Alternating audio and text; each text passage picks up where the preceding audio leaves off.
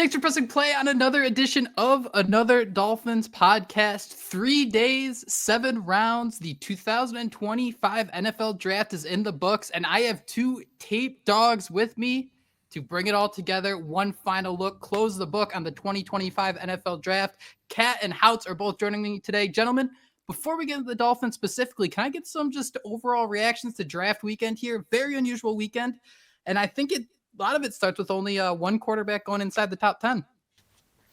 Yeah, I mean, I got to say, of all these drafts, all 32 teams, there weren't a lot that I don't know if there are any that I really disliked or even really liked. That I think all of them were, there are usually three You're or four. maturing. There are three or four that I can usually point to and say, man, I really like that pick. Or I really like that draft in general. And there were some I was like, oh, I just don't get it. And this year, it just seemed like everyone was kind of in the middle. Obviously, the Shadir Sanders talk dominated everything. But yeah, it was a fascinating weekend. Yeah, I don't know that too many really stand out. I think every year at this time I can sit here and confidently say, the Philadelphia Eagles are always at the top of that list, right? I mean, Jahad Campbell falls to him, Andrew McCool. Yeah. So, I mean, I'm looking at that and I'm like, wow, how does that happen? How does rich get richer? And then the Shadir Sanders, I mean, I'm sitting there just wondering, how terrible do those interviews have to be behind the scenes, or what has to be going on that you can just continue to let him fall? And then we saw the Browns take him. So I just want them on Hard Knocks. Overall, though, I think this might have been the most I've watched a draft. I don't know if it's because my wife was working and the kids were just going off doing their thing, but I just kept it on TV and kept up with it pretty well. So it was a fun weekend. Glad we got our players and glad that we can look forward to this 2025 season that, I got to be honest, I'm feeling a little bit more optimistic than I probably should be after, before the draft. Now I'm feeling way too optimistic and I need to take a step back. After Mel Kiper and a few other analysts, a bunch of days of kicking and screaming about who failed and who thrived in the NFL draft, Kat, you said it perfectly. I'm kind of on board with saying everybody across the board gets a B- for now and let everything unfold the way it should be. But that's not why we're here, right? It is April 28th, and we are here to talk about some football. So I did a roundup of some draft grades on Sports Illustrated. I got 10 national media outlets. 2 of them gave Miami a B+. The lowest grade they got was a C-. I think that was CBS Sports, and it was the lowest grade the CBS Sports analyst gave out. They gave out the Browns an incomplete. You can kind of guess why.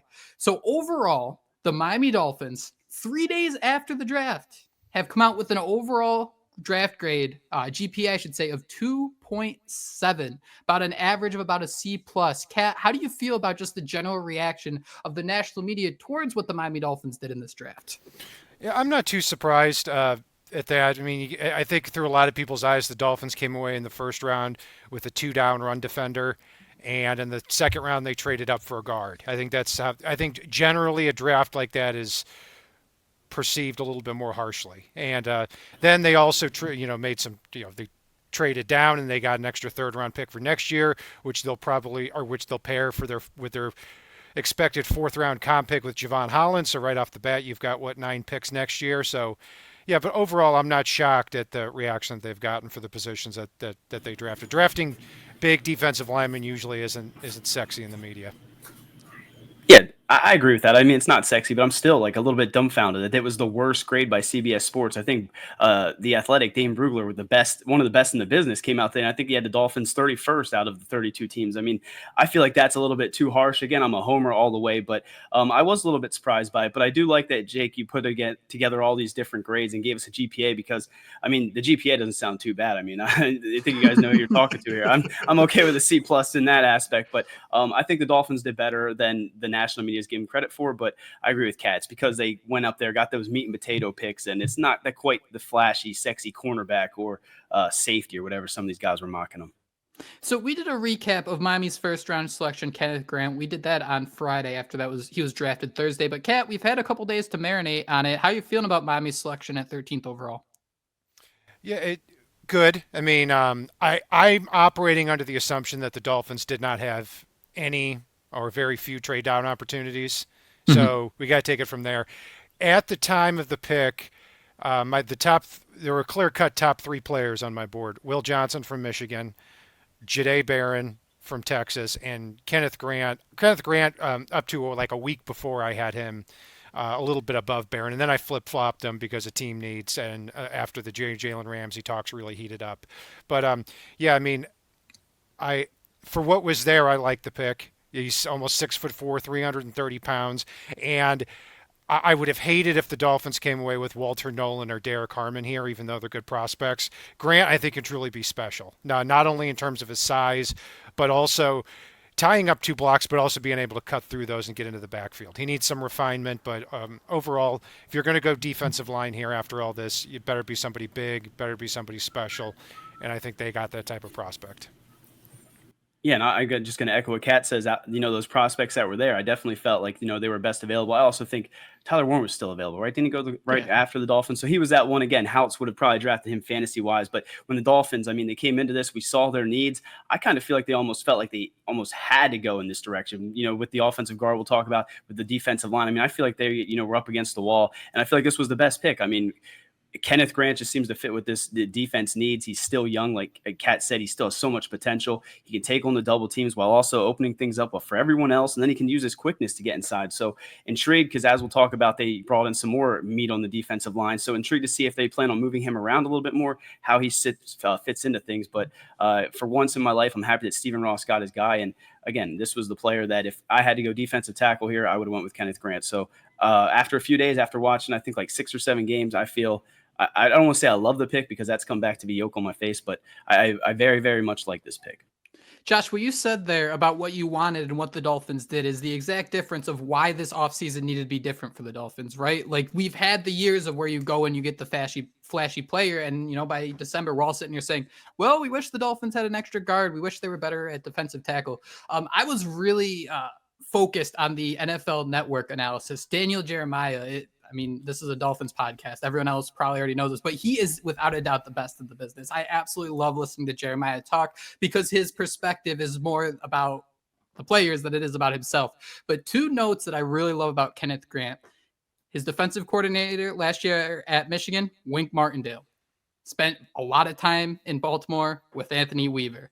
I think there was 1 year he was the defensive coordinator, and that's when Weaver was like the run game coordinator. And then the other note, Daniel Jeremiah compared him to 5-time Pro Bowler Haloti Ngata, who was drafted by the Baltimore Ravens in 2006. Daniel Jeremiah was working for the Ravens in 2006. He was a West Coast scout.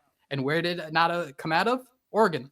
So he was out there scouting this guy, and that just kind of made me a little excited for the pick. Kat, how do you feel like this complements the Dolphins roster? Because you have a pretty flashy pass rush. You have the only defensive tackle in the entire NFL who has 10 sacks in back-to-back years. How does Grant mesh with this defensive line that we kind of felt that, especially at edge rusher, could be the strength of this defense next year? Well, of course, on video, my light went out again, so I'm not going to mess with that. But yeah, to answer your question here, as far as comparing him to Haloti Ngata and Vita Vea, I've heard those comparisons. I think they were a little bit, believe it or not, wider type of players than Grant. I think Grant is more. He's somebody who wants to get into the backfield more than those 2 guys did. Now, but I understand the size comparison. At 6'4", 330 pounds, Grant. I feel like he can play. At Michigan, he played 3 technique. He played nose tackle, so that's huge for this defense. But when you've already got a big linebacker core there with Bradley Chubb, Jalen Phillips, Jordan Brooks, you've got Zach Sealer on one side. Now you've got Kenneth Grant on the other side. I think it really takes the size of your front 7 and ups it a couple notches. And they drafted 2 other big defensive linemen here toward the end of the draft too. So I think the size component's gotten better.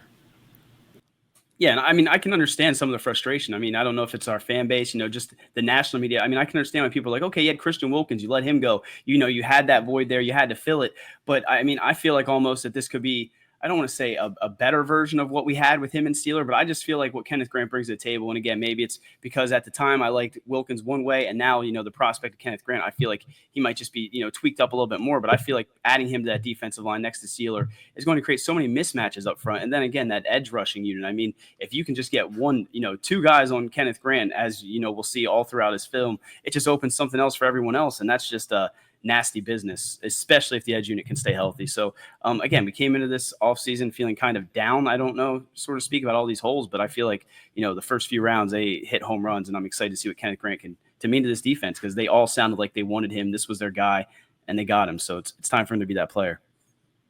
There is a lot to digest about Miami's second round selection. So, guys, let's start with the trade here. So, the Dolphins worked out a deal with the Raiders, and it's interesting because the Dolphins just hired their assistant GM. You wonder what kind of communications were happening there. But the Dolphins acquired pick 37 and a fifth round pick, 143 overall, who they used to select Jordan Phillips. More on that in a little bit. For the Dolphins' second, the 48th, so they jumped up 9 spots. They invested their third round pick 98. A compensatory pick, and one of their 2 fourth-round picks in order to move up. And I apologize already. We're going to spend a lot of months learning how to pronounce his name. Jonah Savonia from Arizona. I'm pretty sure I butchered that. But, Kat, before we talk about the player, what did you think of that trade? Didn't like the trade. And I wanted the Dolphins in this draft to trade down until it hurt. And it looked like in the second round they had a few more opportunities to do that. If Savonia was the last guard available there and then there was a monumental drop-off, I would have understood it a little bit more. Mm-hmm. But if you lost him and you ended up with Tate Ratledge 11 picks later, or even trade down, which you could have done and gotten a Tate Ratledge or a Jalen Rivers or a Miles Frazier, I didn't see a huge difference in those guys. Now, I like Savonia the most out of that group, but barely. And I think in this type of draft where you have so many needs to fill, that I would have preferred a trade down instead of trade up. So, it's not, you're talking about extra third and fourth rounders swapping for a fifth round. It's not the end of the world, but yeah, I definitely cringed when I heard the Dolphins had traded up and not down.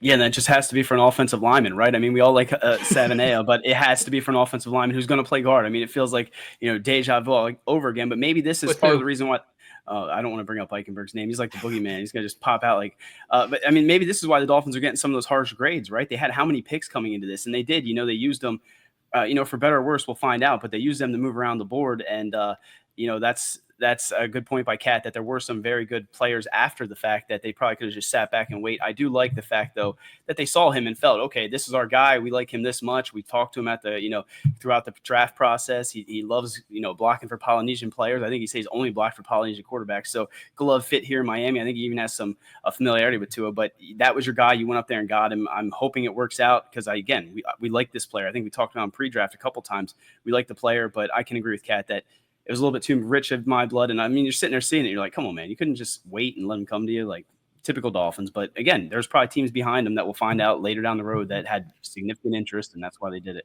Pick 38. Sorry, go ahead, Kat. Kudos to you, Josh. In our, I think our episode of who we think the Dolphins are going to draft, you picked Kenneth Grant and Jonah Savonia. Nailed both right on the head. And a thing about him too is he played left tackle and right tackle at Arizona, and he played in very throw heavy environments too. So now you take him, and at Senior Bowl week he was a little bit exposed, but I think that turned out to be for the better for him because he still almost became a first rounder by being able to move inside to guard, and I think he caught a lot more people's attention by being viewed as a guard prospect as opposed to a slow-footed offensive tackle. So that certainly helped him. Greg Bedard, who covers the New England Patriots, who are picking pick 38th. I guess there was a heated debate in their war room about taking Savonia at 38, Josh. So, I mean, you're on fire, dude. You are on fire. And that doesn't necessarily justify the pick. What I thought was kind of interesting, and it was actually kind of cool for me. So I had the NFL Network going, and then I also had NFL.com was doing, it was Bucky Brooks and Lance Zierlein was in a different studio talking about it. Zierlein kind of did a sigh of relief that the Dolphins didn't get Tate Ratledge. He thought Savonia was a little bit better of a scheme fit here, which I thought was interesting at 6'5", 330 pounds. I think that what the Dolphins might have really liked here is like that break in case of emergency, that experience at tackle. He started 5 games at left tackle, 16 games at right tackle. Jackson Carmine, not going to be starting at tackle at any point throughout this year. I think that's the key.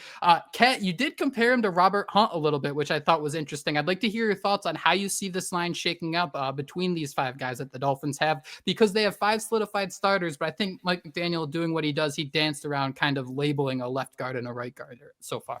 Yeah, and I'll dance around that too. If I had to guess, I'd say 7A plays right guard and Daniels plays left.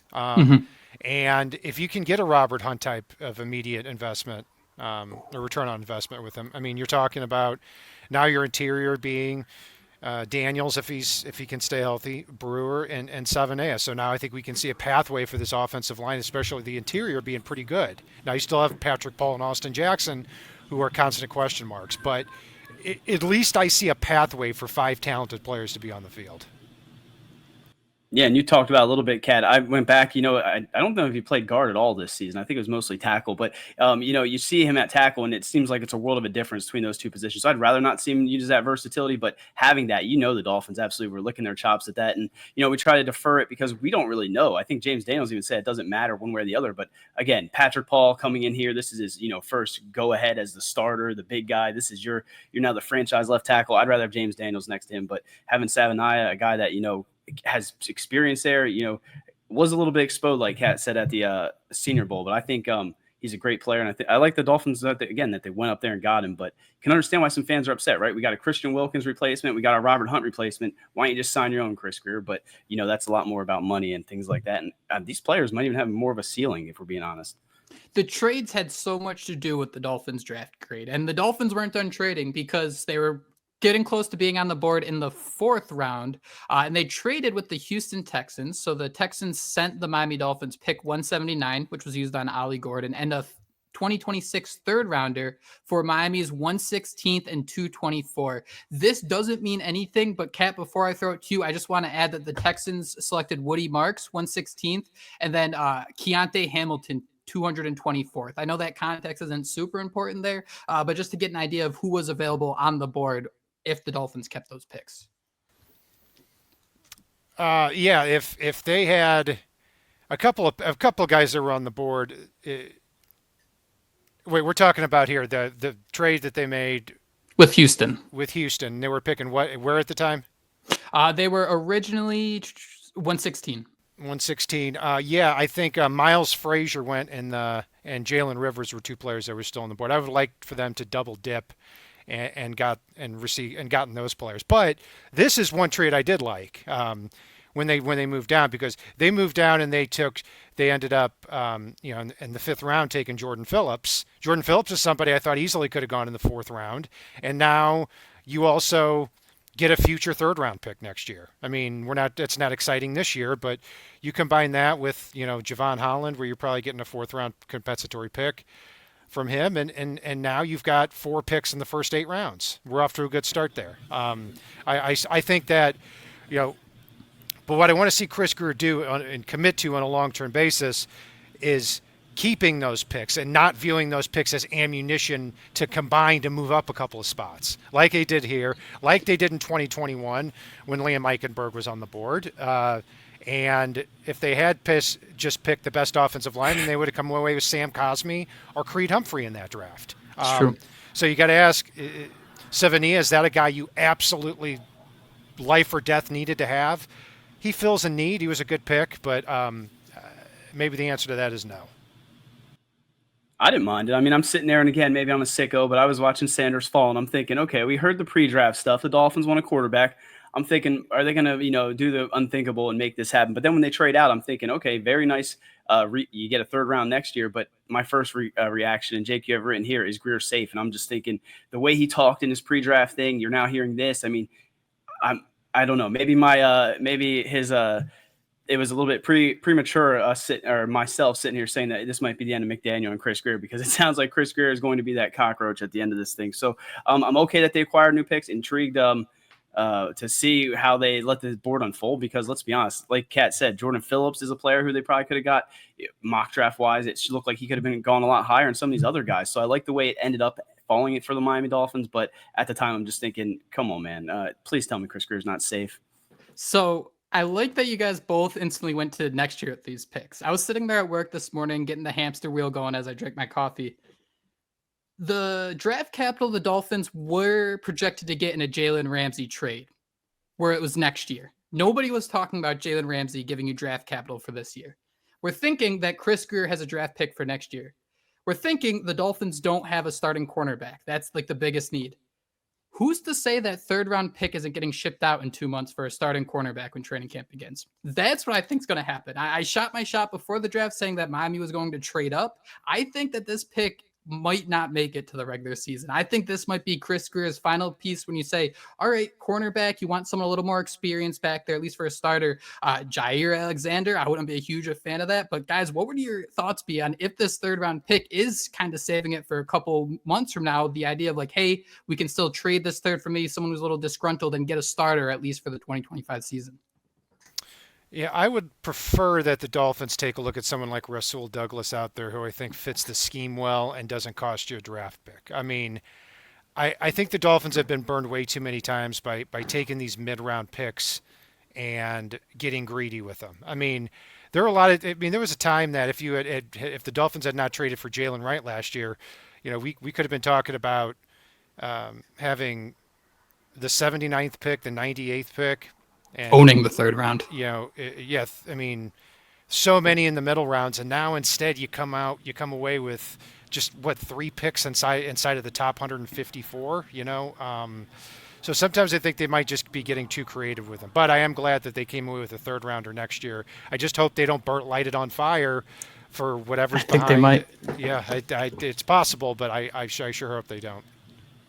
Yeah, I think you talked now of Alexander a few weeks ago, Jake, when I just threw his name out there. Like, we don't need that head case, but I mean, they might have something up their sleeve. And, to your point, maybe they couple that third with Ramsey to a team and get a higher draft, whatever it might be. But I'd much rather them just, keep the picks they have and just if it's Chris Grier next year, we'll deal with that. If it's the next regime, let them have that extra third, because it's tiring to see them continue to use them. And, again, we came in this with 10 picks, and they came with how many players. So nice pick at the time, but would have much rather them have, done other things.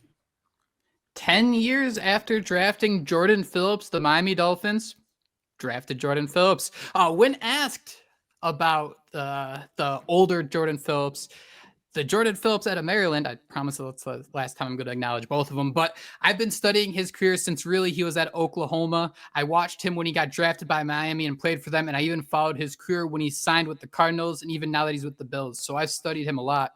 Kat, I think this was a name we all talked about a little bit on our mock drafts, but what are your thoughts on the Dolphins being able to lock up Jordan Phillips at 143 overall?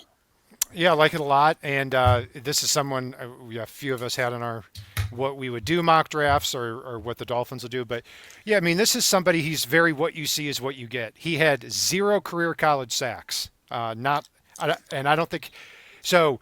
If you got to think, Dane Brugler's got him as a third rounder. PFF has him as a third rounder heading into this draft.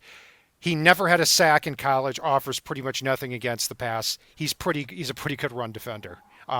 He's stout. He's 6'2", 213 pounds, hard to move, plays with a great base and a lot of leverage. I would not be surprised if he's starting over Benito Jones sooner rather than later. And he's barely 21 years old. So I think other than if this guy were able to rush the passer almost as well as he defends the run, we'd be talking about a first or second round draft pick here. So to get somebody like that in the middle of the 5th round, I was very pleased.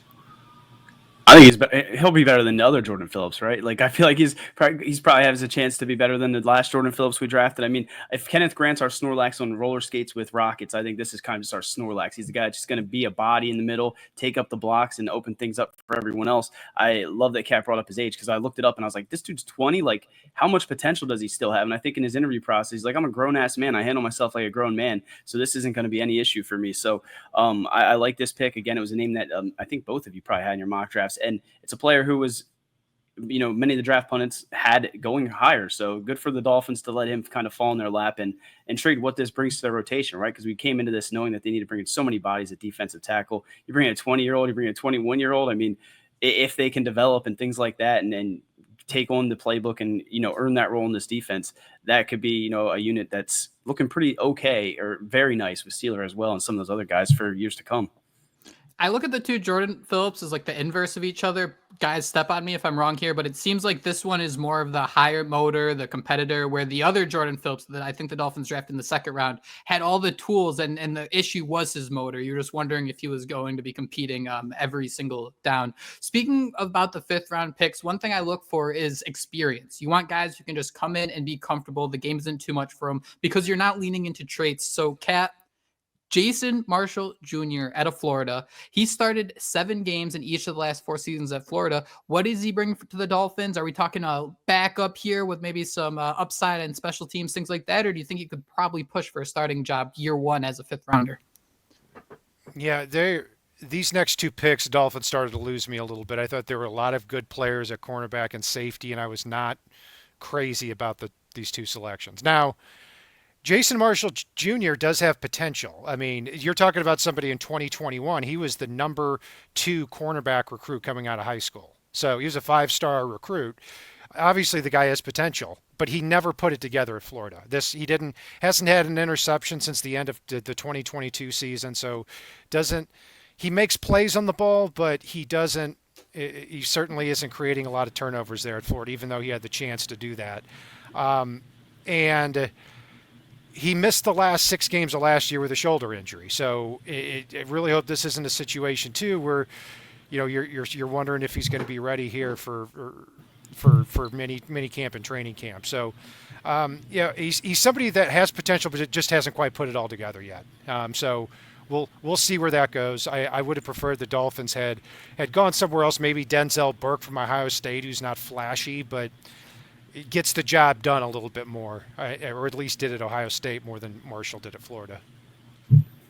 Yeah, and I laugh, but this is what I love so much about mock draft simulators. Kenneth Grant was mocked to the 2nd round. I think in one of my mock drafts, I got Jason Marshall in the 7th. So it's just so funny, where they go and how you can all draft process have them late in the round. But when I did that, I broke down what he was, and to me, he seems like he's a boundary quarterback. But like you said, he's so raw that I just need to see him develop into something more than that. Needs to get better in run support. Has that 4.3 speed that he showed at his 40-day. But again, this is a guy who hasn't really shown much in college, and he had that injury last season. So special teams player, right? But this doesn't make me feel any better about the cornerback room, though I understand why they felt like they needed to get one. And I do believe in his presser, did he say he's been studying Jalen Ramsey like his whole career? So maybe that's something there, but I don't know. 5 picks later, Kat, why didn't you like Maryland's Dante Trader Jr.? 4.65 40 speed, 9'9" broad jump, and 31-inch vertical leap. I mean, those are eye-poppingly bad numbers. Now he's going to play in a zone defense, and he's more of a box safety. I also think too, like he sounds like a less physically impressive version of a Patrick McMorris. So I have severe concerns whether or not he's even going to make the team as we sit here today. Now, this is also somebody that, according to all the reports I've read, I don't know personally, that they rave about his work ethic and character. So maybe he overcomes those odds because of who he is as a football player and a person. But man, I look at players on the board like, could you have doubled down a cornerback with a Denzel Burke or a Dorian Strong? Just players I was way more impressed with at defensive back. Even a Jalen Reed, the safety who went in the 180s out of Penn State, I liked a whole lot more. So in this defense, it could work, but 5'11", 196, 4'6", 40, 9'9", broad jump, 31-inch vert. It's hard for me to wrap my head around that. I think I even skeeted out that Jalen Reed was the guy I wanted in that position. But when I went and looked at the tape, I mean, I'll be honest, I wasn't very familiar with Trader Jr., but he did stand out a little bit. He's playing all over the field. He's making tackles, wrapping players up unlike anything we saw Javon Holland do last season. So I was, cautiously optimistic from what I saw, but this guy isn't someone that just like Jason Marshall, does not make me feel any better about the secondary. He can do some versatile things. I think he said he molds his game after Budda Baker. So if we can get a poor man's Budda Baker out of him, I won't be too upset, but he sounds like a guy who just likes to inflict damage on those guys out there on the field. So I will sit back, relax, and let's see what he can become. But I don't know that this makes me feel any better about him, Iffy, McMorris, Ashton Davis. I mean, that secondary is going to have to rely on those big guys up front. And I mean, that's kind of the vision, right? To let those big guys go up there and eat the quarterback before he can get the ball off. I just hope he's not going to inflict damage on his own team like Jordan Poyer did. That I think is like the first step in the right direction here. Cat, last year, if Ollie Gordon II was in the draft, I think he might have gone like 3 rounds higher, if not more. What do you make of this pick in the 6th round, and where does he sit on the Dolphins depth chart? Yeah, it's funny. About a week after the draft, we have a family vacation. My project is to sit on the beach and take all the 2026 mock drafts and just see who the top guys are. I think in the top 50, you had Quinn Ewers and you had Ollie Gordon. I think they were both in the top 30, actually. So getting him in the 6th and 7th round a year later is fascinating. Now, Gordon did not have a great year. I mean, he averaged 4.3 yards a carry. I think before it was 6.1. And I mean, my NFL comparison for him is a caveman. He gets the ball and he's straight north-south runner. Extremely powerful when he gets rumbling downhill. So that component was needed. So I did like this pick. I thought it was good value in the 6th round. In Lance Zierlein's scouting report, one of the NFC scouts remarked to him, very simply, what'd you think about Ollie Gordon's season? And he said at Oklahoma State, they had bad quarterback play, a subpar offensive line, and every defense was keyed on Ollie Gordon. Watch his 2023 tape and skip his 2024 tape. And that does kind of sum things up. Also, good pass protector, and for his size, he has good hands too. So overall, I like the pick. Yeah, you're right, Jake. He would have been him and Ewers, right? So we'll talk about. Those are two guys that were very highly regarded heading into this thing. And to think that the Dolphins could get him here, that's kind of why I was okay with trading out. Phillips, Trader Jr., you got Ollie Gordon here, you get your quarterback. I mean, you can see the vision. And I know we love to say it, but this got to be the Thunder, right, Jake? This is our Thunder. I think Finally. It was Doug Farrar. I probably messed that up. That sounds good. 1,056 yards would be a pretty decent season for NCAA running backs, but that's how many yards he had after contact in 2023. So we finally got our Thunder. We got our little modern-day Larry Zonka, and like Kat said, he can pass protect. I mean, there's a highlight reel going around where he's just obliterating dudes, and that's an aspect that the Dolphins could absolutely use. And then you wonder, you add him with Jalen Wright, you move Devon Achane around more, you have Alexander Madison. That dude started at one point in the NFL, right? So there's some backs now, and want to see the way the chips fall. But I was kind of surprised Ollie Gordon was still there, and to be completely honest. Ajayi was not selected. He was selected pretty close to him. That's right. And I think Ajayi was a late 5th, and Gordon's an early 6th. So I'm not saying he'll have that career, but Ajayi had a lot of strikes. Trade him to Philly before his legs fall off. Is that what you're saying? Yeah, exactly. we knew about Ajayi's knee, and that's why he had such a short career. But Gordon, as far as his running style and what he brings, is pretty similar. So the schedule, they had an announcement for the schedule release, an announcement for the announcement. But May 14th, the NFL will release the full 2025 schedule. Kat, just to set expectations here, let's jump to week 5. The Dolphins are preparing to face the Jets. They sit there at 2-2. You got Devon Achane as your lead back. Who's number 2 on the depth chart? I'll say Jalen Wright still. There. I'll say Ollie Gordon because he said Jalen Wright. I'm trying to be different.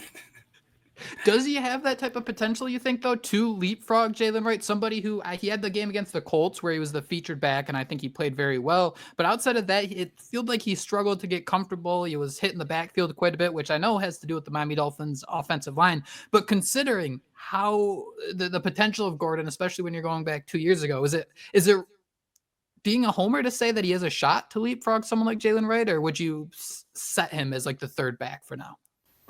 No, I think he's got potential to do it. I mean, and also, too, if he is a good pass protector, that means when you do that, you can get on the field a lot more quickly. That's usually the thing that rookies struggle with the most. So, he has to prove it, but still, I think he has that type of potential. So, no, it wouldn't shock me, especially when you see the different styles of the 3 top running backs. It wouldn't surprise me if Gordon is like, okay, let's get out there and get a hammer in there in the 4th quarter. I was just going to say that was something I liked about Jalen Wright, the pass protection last offseason, and we didn't really see it come to fruition. So, yeah, I could see him leapfrogging in just that aspect alone, but all it takes is him converting a couple of short yard situations that we haven't seen in, 10 years, and now he becomes your RB2 for sure. It's pretty impressive. So we each did 2 total mock drafts for this podcast, and the amount of names we've brought up that were drafted by the Dolphins, I think we did a pretty decent job. Makes for some interesting podcasts, but 7th round, Quinn Ewers out of Texas. Kat, did that make your eyebrows pop up to see that go across the screen? No, it was interesting. And you had him, I think, going in the 4th round and the mock draft that you had either for yourself or for the Dolphins a few weeks ago. No, I thought it's interesting because I've never been Ewers' biggest fan, but it was always within the context of him being like a 3rd round quarterback. And now when you get down into the 7th round, pick 231, I'm all for it. I mean, I think He gets the ball out of his hands quickly. He's a really good handler of the ball too. He looks natural playing the position, and he, his career, I think he was with 27-9, and he had to drown out a lot of the Arch Griffin talk too. He's mobile. He moves around the pocket well. I see him as more of kind of a supercharged Skylar Thompson, so it's not a surprise they were interested in him. The comparison I have for him is Drew Lock, which if you're getting at the end of the 7th round really isn't too bad. I think he tends to fling the ball a little bit more than drive it. That's what kind of has always bothered me about him. But if you can correct a little bit of that style, I think you've got at least a good practice squad arm. We'll see a lot of him in the preseason. You brought that up, Jake, and I think it was on a DM about how it's going to be so fun seeing Zach Wilson versus Quinn Ewers in preseason. I can't wait for that. I mean, I do have a Dory brain, but I can't overlook the fact that this guy, like Kat mentioned, was like a top 30 player, like one of the most, I think, highest rated prospect when he came out of high school. I mean, this guy has gone through a lot. He started at Ohio State, transferred to Texas, heard the Arch Manning things in his ear, has overcome some of that, and won some big games for Texas. So getting him in the 7th round, I thought like this was an absolute home run. Could see why they didn't go after Sanders, because we heard about the dinner that he had with the Dolphins brass, and I think they talked about how last year at Texas Pro Day he talked to Mike McDaniels and became had a relationship with him. So I'm intrigued by this. I want to see that battle for quarterback too. I like some of the traits that I can see that yours has. He doesn't have the accuracy as to it, but you can see some of those traits and how it might work in this offense. So good for the Dolphins for getting a guy who I think can be a very good QB3, that worst case scenario, but again, could push Zach Wilson for QB2. And, that means to us Dolphin fans, he's probably starting at least one game. And that's, in Quinn Ewers we trust, right?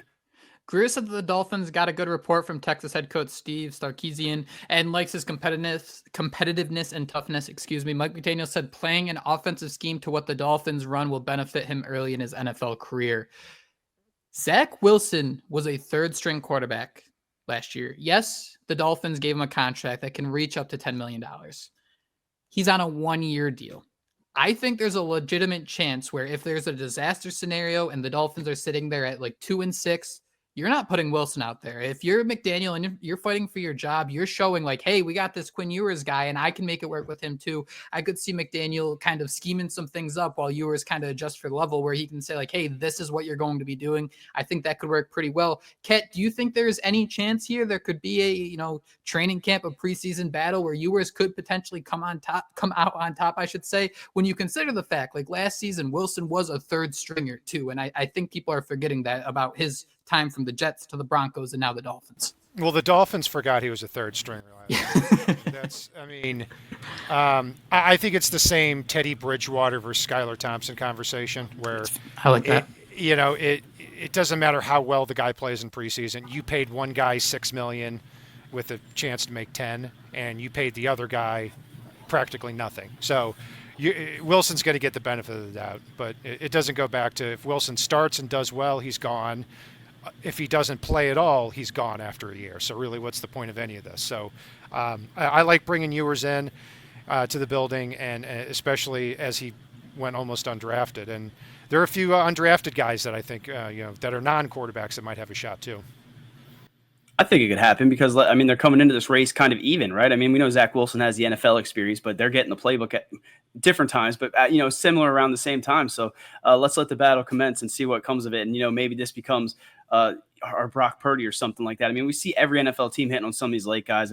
Obviously, let's just let him become a backup for now. But again, the promise was there at one point. I don't know if you guys saw Des Bryant. He's going off saying this is Dan Marino 2.0 because of his quick release, saying he's already better than Tua Tagovailoa. I wouldn't go that far, but there is some there to Orr's game. And you got to kind of respect him, right? He could have probably transferred, got paid even more in college to stick around, decided to come out this year. Just saw, I don't know where he was projected to go based on, his camps telling him, but he plummeted to the 7th round. He came out knowing that was a chance. Now he's in an offense that fits his skill set. Let's let Mike McDaniel, work up the same type of magic he did with Tua that we were, so hyped about several years ago. But I would also like to see Zach Wilson prove that he's something and, fend him off. So, Jake, hat tip to you because that's probably one of the most exciting things about the preseason. If we were doing a draft based on names alone, this dude would be a 1st rounder. Kat, tell me about Zeke Biggers out of Georgia Tech. 6'6", 352 pounds, barely 21 years old. massive, and very, very raw. I mean, I don't see what else you'd want out of a 7th-round pick. And I said before this draft that I think the Dolphins need to come away with 3 defensive linemen. They need a starter, which I think they got in Kenneth Grant, a rotational player, which I think they'll get in Jordan Phillips, rotating with Benito Jones, and then someone who has a chance to get on the field, and that's Zeke Biggers. So I think in that, they check mark those boxes. Yeah, and I don't know which one of you, but one of you I think had him maybe in one of your mock drafts or brought him up as, a defensive tackle that maybe would, be later in the draft to target. So I like you mentioned, the revamped defensive line unit. I think they hit on all aspects. Again, Kenneth Grant was the guy I had, my eyes had a little heart emoji in for. Jordan Phillips was a guy you guys kind of talked me into. You can see the raw potential there. And then this guy hit Biggers. I mean, he's bigger. He's just that big body that's going to be in the middle. And all these guys, I mean, maybe I was crazy on the draft, but it seems like they drafted kind of younger guys with some potential that, still have room to grow, but also have shown that they can contribute, right away. Like we're going to need them to. Building the culture, starting in the trenches. Kat, we're running out of time here, but I want to get your thoughts here. The Dolphins are going through all the undrafted free agents. We'll break down a list on a future pod, maybe take a closer look at the guaranteed money to see who Miami likes more. But based on some of the guys the Dolphins have been linked to already, are there a couple names you're excited about? Yeah, I'll just throw 5 out there, just give you a one-liner. Andrew Armstrong from Arkansas. My consensus list, I think there was like 15 players not drafted. One of them, I think 7th, was Andrew Armstrong from Arkansas. 1,140 yards last year at 6'4", 204 pounds, and ran a 4.49. That's pretty impressive on paper. Theo Weiss from Mizzou, I've seen a lot of here, went undrafted. Not surprised, he didn't have the physical skills, but a crafty route runner and had more receiving yards than Luther Burden last year. So someone to keep your eye on. Jalen Conyers, I was stunned, did not get drafted. If he had run a 4.640 instead of a 4.74, I think he'd be a 4th-round pick instead of undrafted. Mm-hmm. But Texas Tech, crafty, hard to cover tight end. Janu Smith, I won't compare him to him, but he's got a little bit of that style. Defensively, Eugene Asante from Auburn. Very few linebackers, even at 220, run a 4.47. So I thought he'd get drafted based on that too. B.J. Adams, the cornerback from UCF. Skinny, but ran a 4.46 at nearly 6'2". I actually liked him more than the 5th-round pick, Jason Marshall. So I thought he was. The Dolphins have had a knack with Kader Kohu and Nick Needham and Storm Duck with these undrafted rookie free agents. I hope B.J. Adams is that next guy. Yeah, I mean, Kat nailed it. I was going to say B.J. Adams as that cornerback because we need a cornerback, and then Conyers kind of I see he played a little bit of wildcat, can do a little bit of things. So, we all wanted the Tyler Warren Swiss Army knife. He's probably not going to do the same things in the blocking scheme of things like we expected, but to have another tight end there that can make plays, interested to see how it works out. But I haven't dived too much into these guys because every year I get so hyped for them, and then, well, you know how that goes. I think we lost Kat. I think his time ran out with us, but shout out Kat. I mean, this has been an absolute awesome pod. Josh, thank you too. You guys educated me so much about this. That is it. That is all the time we have today on Another Dolphins podcast.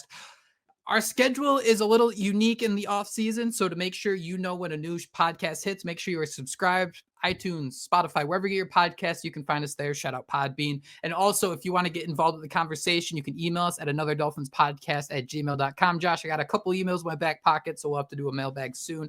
Shout out everyone who's been sending those in. And also, you want to hang out with our beautiful faces, 560 WQAM on YouTube. You can find all our shows there.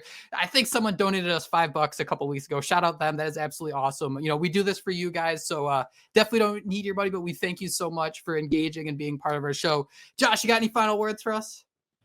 No, don't be too high on this draft. Don't be too low on this draft. And like Jake said, please smash that little bell, come along with our ride for the Miami Dolphins. And whoever gave us that money, I mean, that's awesome. We don't need it, but it's amazing to know that you guys are enjoying the pod. So, again, don't be too high, don't be too low, but 2025 season is going to be here pretty quickly. For Another Dolphins podcast, we hope you guys have a great beginning of the week. And until next time, fins up. Fins up. Fins up.